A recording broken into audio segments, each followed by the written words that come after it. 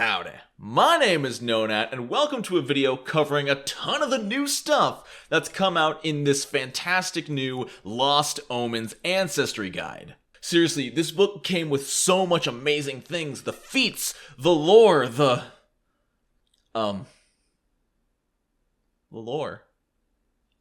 But this is going to be sort of part one of however many parts it takes to go through this book, because if you're not aware, last week we did a live stream where we talked about all of the new features added to existing Ancestries. It was a lot of fun. The VOD is available on the channel and linked right up in the top card if you would like to go check that out. It's a long one, but it's a fun one. But I'm also going to be covering them in a more structured format here in video form for those of you who don't like sitting through 2.5 hour long streams. I got you.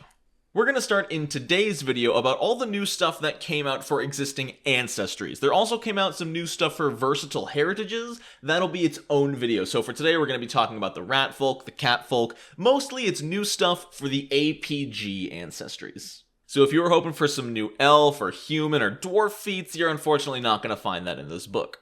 So let's go ahead and jump right into this book filled with... Oh, that's hot. Yo, I'd click that. We're starting off with the Catfolk, and in these kind of videos, you know me, but if you're new here, we don't go over the lore or the flavor as much because that's just a lot of time spent, time that I don't really have, and I'm not super fleshed out on the lore myself. I'll leave that to the professionals to explain. I'm here to talk about mechanics, how they work, and how overpowered or useless they are. Starting off with Catfolk heritages, which we grabbed 3 new ones. Starting off with the flexible Catfolk, which is okay. Effectively, if a space is cramped enough to be difficult terrain, but not cramped enough to require you to squeeze, it's not difficult terrain to you. You know, if you're just crawling through, army crawling through a place but not squeezing, you can move at your full speed without, spending 10 feet per square. You also get a +1 bonus to escape checks. Liminal Catfolk is absolutely insane, as you just get Detect Magic as an occult cantrip, auto-heightening up to half your level. You're better at recalling knowledge about other planes with occultism, but the big thing is the Detect Magic. Like, when we have a wizard in the party, their big thing outside of combat is casting Detect Magic. Now that the monk has it, because he's a Liminal Catfolk, wow. It's one thing to get this off of, a feat, you spend your ancestry feat on it, but for the heritage to give you an auto-heightening Detect Magic is insane. And Sharp-Eared Catfolk get a +2 to seek actions so long as they can hear their target or have heard their target. Though the big bonus for the Sharp-Eared Catfolk is the following line of being able to use the Point Out action as a free action once per round. This is an action that a lot of people don't use and oftentimes overlook both as players and as GMs. Should a creature be unobserved or undetected and one character finds them, this does not automatically mean that every character knows where they are. You typically have to spend one action pointing them out to your allies, literally pointing and yelling that, oh, they're over here behind this bush. But a lot of people don't roll with this, and I can see why. A lot of GMs allow talking in the middle of combat, and that doesn't cost an action. So if you can yell, he's behind the bush, why should it have to cost an action simply because you're pointing them out? So it's up to your table. If your table uses the point out action, this heritage is ridiculously good. If they don't, it gets a little bit worse. Moving on to the new ancestry feats, and boy are there a lot for every ancestry. Starting off with Catnap, which I'll be honest, a little underwhelming. You spend 10 minutes taking a nap, and you gain temporary hit points equal to your level that last for 10 minutes. Now, if you're in something like a gladiatorial arena, where you're going to be fighting in 10 minutes and you can nap beforehand, that's fantastic. But if you're in a dungeon or just walking through the woods on a caravan or something, sure, you can nap, but when you wake up, if combat or something doesn't happen in the next 10 minutes, your temporary hit points are gone. It's very situational, and the places where this would be most useful would be incredibly difficult to nap in. I think a change I would allow is that the Catfolk can nap for longer than 10 minutes. Especially if you're on a caravan or something during a trade route and you're there to protect them from a bandit ambush, it'd be nice if you could just sleep for 2 or 3 hours, and then when someone shakes you awake, you wake up and you have those temporary hit points right then and there when you're ready for the ambush. Rather, if you sleep for 10 minutes, wake up, 10 minutes pass, and nothing happens, well, it didn't do anything for you. Catfolk dance is cute. For one action, you attempt acrobatics against the target's reflex DC. Should you normal succeed, the target takes a -2 penalty to reflex saves until the start of your next turn, which is really hard to do, by the way. There's almost no effects in this game that reduce reflex saves. Reducing saving throws as a whole is very powerful, and should you critically succeed, they're also flat-footed until the start of your next turn. Keep in mind, this is not flat-footed to you, they're just flat-footed. So if you or someone else on your team are a rogue and you can just flat-foot people left and right, well, they're just getting sneak attack after sneak attack off on the targets, and it's fantastic. Saber Teeth is cute, just gives you a 1d6 Jaws unarmed attack. And Winter Cat Senses, while very niche, is very flavorful and makes it so that ice and snow precipitation does not cause people to be concealed. What's important to know is that it does not designate non-magical, so if you're fighting a witch who uses the personal blizzard hex on you, you can see through it. This also means if you are a witch and you cast personal blizzard on someone else, they're not concealed to you. Pretty solid. Focused Catnap is something I think should have just been part of Catnap. You can also refocus when you Catnap, so you spend 10 minutes and now you get a focus point back as well as temporary hit points. Graceful Guidance is cool. You can now aid someone in a reflex save. Now this is super situational, as you need to be able to know they're going to make a reflex save on their following turn, but what we talked about on stream is that maybe you make it through the attacking and retreating spikes over, like, it's no problem to you, but your fighter or your paladin doesn't have a great reflex save. Well, you can now give them +1 or maybe +2 with your reflex save by preparing to aid them and help guide them through the spike trap. Lucky Break. If you took Cat's Luck at level 1 from the APG Catfolk feats, you could now use it on athletics or acrobatics skill checks. This just lets you roll again in case you failed. Pride Hunter is really good, I'll be honest. You can hide behind your allies. As long as you are behind an ally that is your size or bigger, you can hide. Just don't try to hide behind the, gnome. Evade Doom. Really, really bad, but really, really cool. Should you ever gain the Doomed condition, you can roll a flat d20, and if you roll a 17 or higher, you don't gain Doomed. And this applies if you would gain any level of Doomed. If something would somehow inflict Doom 3 on you, and you roll a 17, you're not even doomed at all. It doesn't just reduce it, it negates it.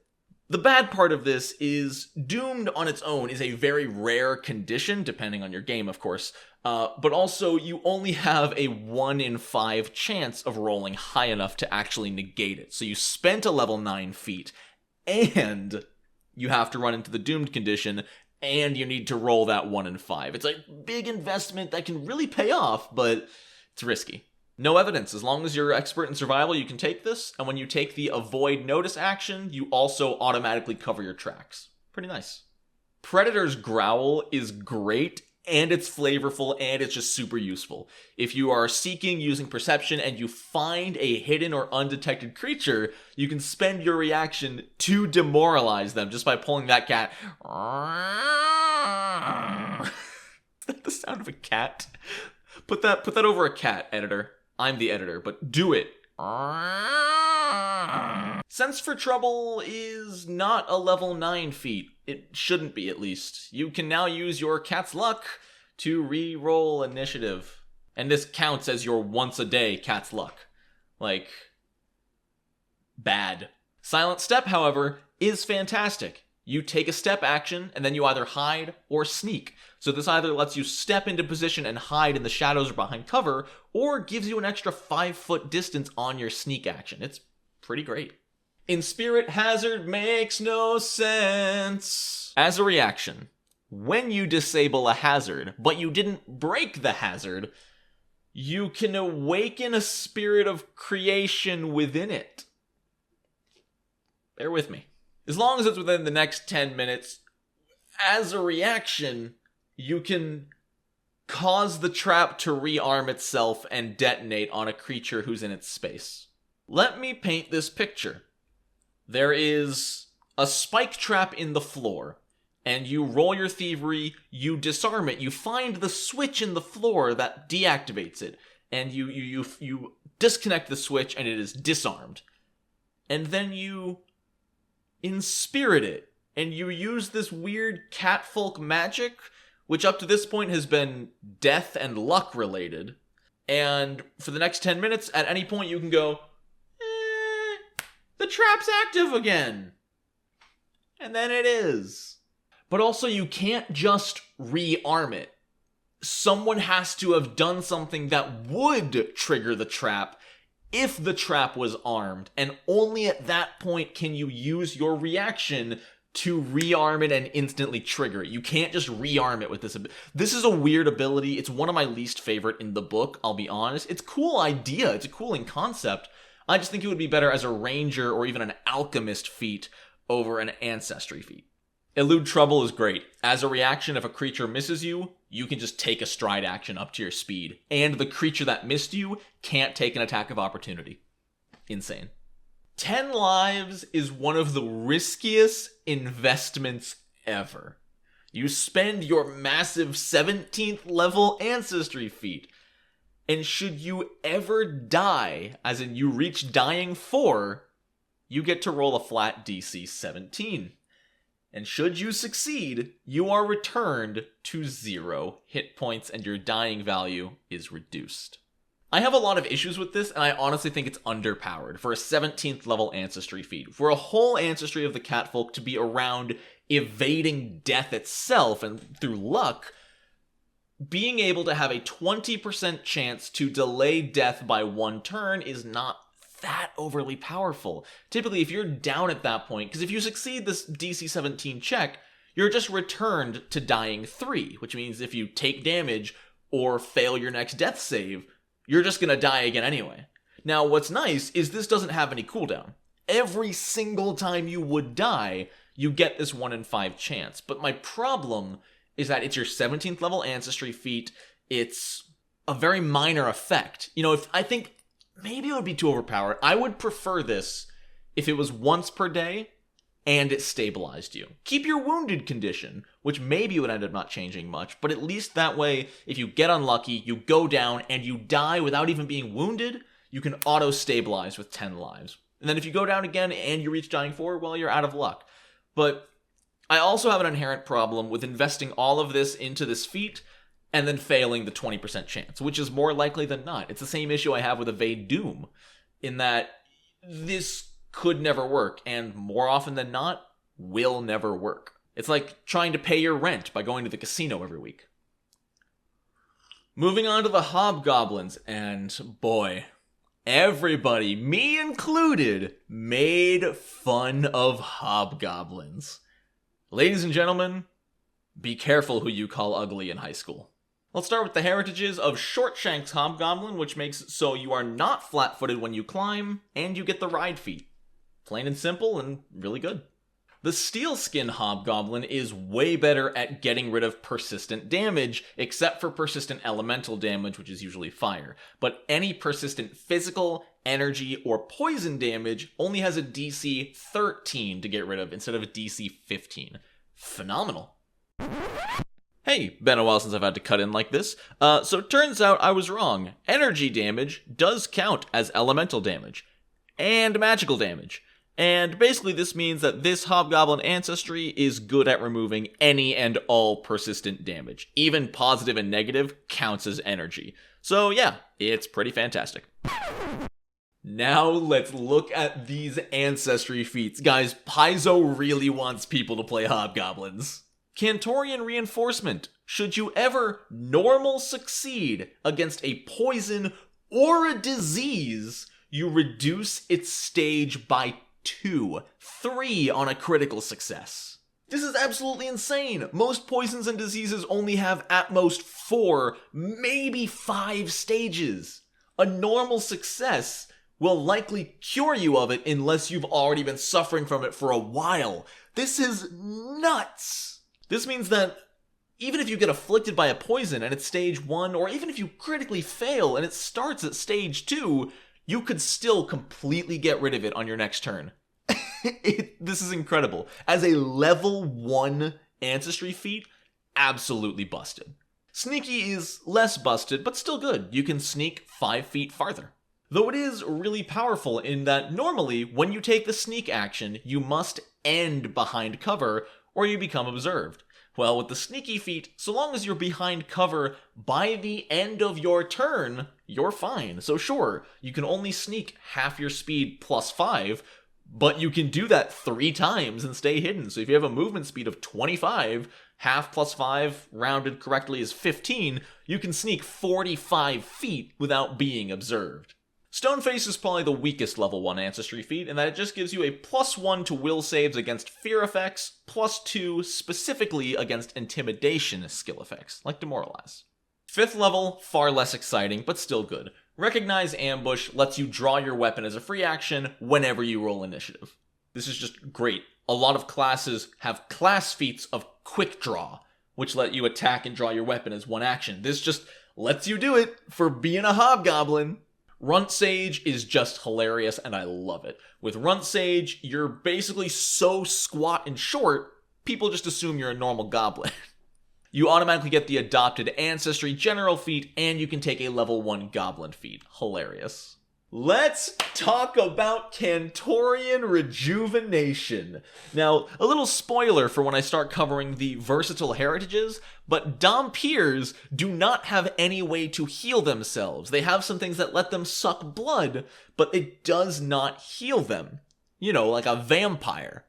Meanwhile, Hobgoblins can just say, ha ha, 4d6 hit points, please. Granted, once per day, but still 4d6 hit points and 10 temporary hit points that last a minute, and it automatically gets buffed at 15th level. Now, I'll be the first to admit, 4d6 hit points isn't all that much at level 9, but you know, we average that as 22, adding in the 10 temporary hit points. That's a 22 hit point self-heal for 2 actions. That's never gonna not be good. That average increases to 33 at level 15. Fell Rider is really cool. You've decked out your animal companion to look and act intimidating. It becomes trained in intimidation, and whenever it uses its support ability, it gets to roll a free intimidation check to aid you and your next Demoralize action that turn. So it's not like giving yourself a permanent +1, but it's like giving yourself an occasional +1 to your Demoralize actions, which I think is really cool. Squad Tactics, they finally fixed the Hobgoblin feats I complained about in the APG, or in the Lost Omens character guide, in that, you know, Hobgoblins could only grant these bonuses to other Hobgoblins. Now they have Squad Tactics. As long as an enemy is within reach of you and 2 allies, that enemy is flat-footed against you. Don't even have to be flanking. This is great in combination if your 2 allies are already flanking and you get in that awkward triangle position, that enemy counts as flanked by you too, effectively. It's great. 13th level is where Hobgoblins just start being better clerics than clerics. Can't fall here. As a reaction, if an adjacent ally is dropped to 0 hit points but would not die, you spend your reaction and they stay at 1 hit point. This is Orc Ferocity that you can use on allies. Now, you can't use it on yourself, but it's still really, really good. Also, did I mention they gain temporary hit points equal to your level? So as a reaction, you're effectively healing them for 14 hit points and preventing them from dying. This is ridiculous. It does increase their wounded condition, I will say that. That is the part of the balancing factor, but it's still insane. War conditioning is fine. You get either a climb or swim speed of 20 feet. We March On is fine, gets you a couple of general feats, pick up the pace, and caravan leader. Basically just makes your team better at covering long distances. Alright. Hobgoblin level 17 Ancestry feats. Cantorian Restoration. Should a living creature within 60 feet die, not drop unconscious, but full on die, they receive the effect of Breath of Life, recovering 6d8 plus your Constitution modifier of hit points.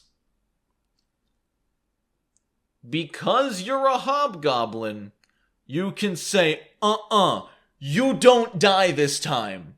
And then they get a bunch of hit points back and they're awake. As an Ancestry feat. And we're not done yet.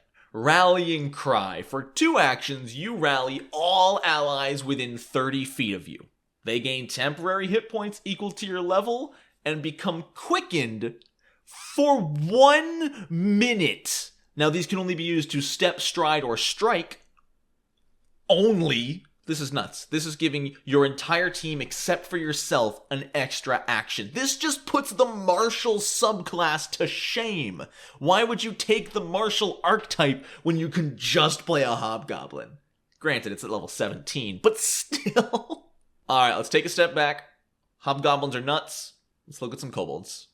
Also, I will be the first to admit that, yeah, the art, I don't dislike the art. I like what they did with it. The heads are a little bit big. They don't look quite as kind of cool and like, not rat-like as in like a rat, but like small and nimble as they look in the APG. It's just a different style and, you know, not for everybody, but I don't hate it.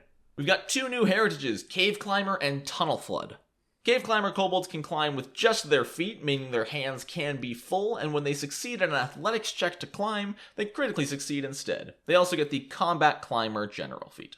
Tunnel Flood Kobolds can swim. 15 feet. Draconic Sycophant is kind of funny. You get +2 bonus to perception checks and saving throws against dragons. Also, you get the Glad Hand skill feat, however you can only use it on dragons, meaning you can make a diplomacy check to make an impression immediately instead of waiting 5 minutes after meeting them. If you get the Glad Hand skill feat, you don't take a -5. We also have Kobold weapon familiarity now. They just picked some interesting weapons, you know, crossbow, great pick, light pick, you know, a lot of mining stuff, because Kobolds, for some reason, are always depicted as like miners. I don't really know why, but I'm sure you'll tell me in the comments.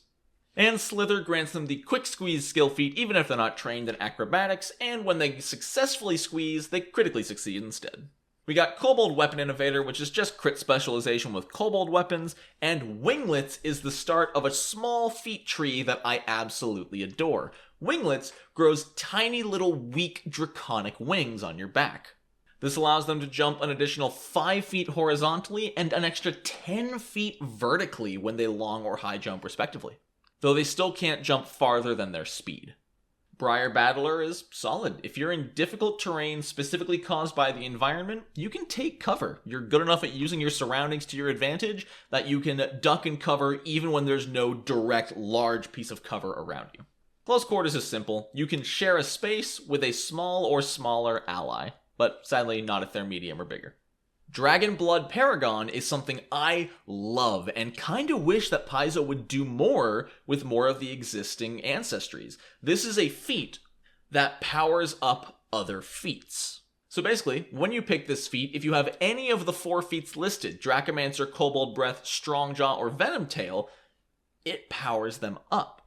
Dracomancer increases the number of times you can cast the granted spells by 1 per day. If you have Kobold Breath, creatures that critically fail their saving throw take 3d4 persistent damage of that type.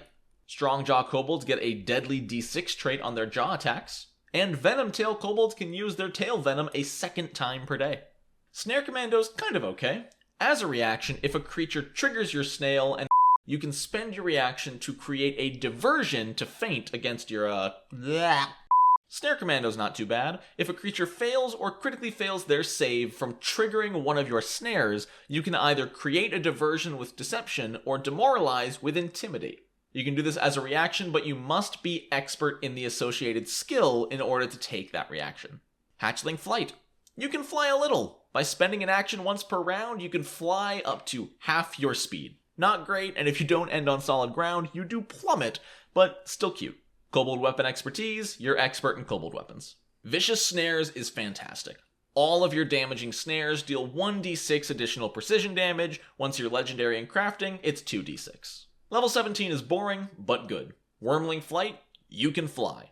It's a little hard to get though, because you need to invest 3 Ancestry feats into picking this up, so you pretty much dedicate all of your Ancestry feats from level 9 onward to getting this feat. But it's cool, you know, it's the final realization of a kobold who got to fly. Now let's look at everybody's favorite cute little terrifying monstrosities, Leshies. We got a few new heritages, starting with the Cactus Leshy, which gives them a 1d6 piercing unarmed attack. Pretty cool. Fruit Leshies are absolutely disturbing. Once per day, you can pluck a piece of fruit off of yourself, and either an ally or yourself can interact to eat it and gain 1d8 hit points plus 1d8 for every 2 levels after first. This is a really good healing spell. It's just creepy to be like, oh, I'm injured. I'm good. Ugh.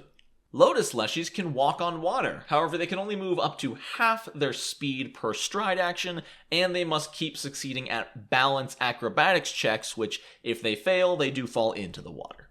Root Leshies are basically dwarves. They get 10 hit points instead of 8, and they get +2 bonus to circumstance bonus to fortitude and reflex saves against any effect that would try to move them, because they're rooted to the ground, duh, even though they're walking on top of it.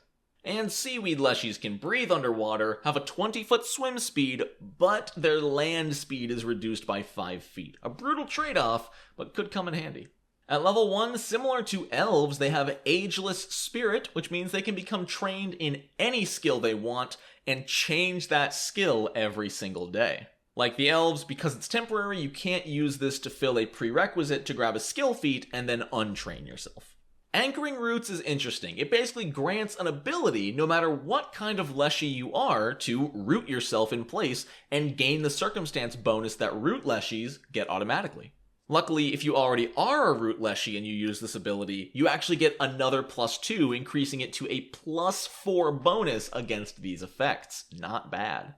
Level 9, you get Spore Cloud. You can spit a bunch of spores in a creature's face for 2 actions. They make a fortitude save, and if they critically succeed, nothing happens. If they even normal succeed, they're dazzled, making everyone concealed to them for 1 round. Should they fail, they're dazzled for a round and blind beyond 10 feet, and if they critically fail, they're blinded for 1 round. My main issue with this is that no matter what the result is, it's only for a round. I feel like the critical fail should have been blind for 1 round and then dazzled for 1 minute. I think that would have been fair. But overall, as a level 9 feat for 2 actions to probably only inflict dazzled, not great. Thorned Seed Pod is pretty cool at 9th level. When you use your unarmed Seed Pod ranged attack and you critically hit, you deal 1d4 persistent bleed damage as well. Pretty cool. My favorite feat name, Call of the Green Man, lets you cast Plant Form once per day at 5th level, and once you're level 17, you can cast it at 6th level. Cloak of Poison is great. Once per day, you can activate this ability to secrete a poison, and for the next minute, anything that touches you physically, like with an unarmed attack, takes 3d6 poison damage. This also affects creatures who attack you with non-reach melee weapons. So if you get stabbed with a dagger or bonked by a warhammer, they're taking poison damage. This would be great on a Leshy champion. Flourish and Ruin really stands out to me as an Ancestry feat. It's level 17, and you get Field of Life and Tangling Creepers as 6th level primal spells, which I believe are just AoE heal or AoE damage. You can cast each of them once per day, it's both. You can cast both of them. And you become an expert primal spellcaster. Even if you did not have any spellcasting ability at this point, if you were just a Leshy fighter all the way to level 17, and you take Flourish and Ruin, you're an expert primal spellcaster. This is really interesting to me, and I feel like this is sort of them dabbling with the idea of finding new ways to increase proficiency with spellcasting. Obviously, not to the level of an actual trained spellcaster, but this is the only item in its kind I've ever seen that can increase something beyond trained that's not from a class feature. And I mean like skipping trained. And Regrowth, you can cast the Regenerate spell as a 7th level primal spell once per day. You know, I was prepared to cover all of the Ancestries here today, but I forgot just how much new stuff they've added in this book. It's insane. We only covered 3 Ancestries here today, but they've basically given them an entire another Ancestry's worth of feats to choose from. So we're gonna need to split this up, I'm afraid. If you did enjoy the video, please like, subscribe, and leave a comment telling me about any of the new Ancestries or expanded Ancestries that have come out in the book that you're a fan of. We will be covering the other half of the expanded Ancestries in the next video, and then after that we'll be covering the versatile heritages. By that point, will have streamed, which, by the way, this Friday at 7 p.m. Eastern Time, we will be streaming my first impressions of the new Ancestries. Up to this point, I've only looked at the new features available to the pre-existing ones, so we're going to be looking at all that cool, brand new stuff. But I hope you're excited for the future videos. This is going to take a while to cover this whole book, and I'll be honest, I'm excited. I hope you are too. So thank you all so much for having a wonderful day. Wait, that's not my outro. Has it been that long since I've done a normal video? Thank you all so much for watching. I hope you have a wonderful rest of your day. And until next time, no nat ones.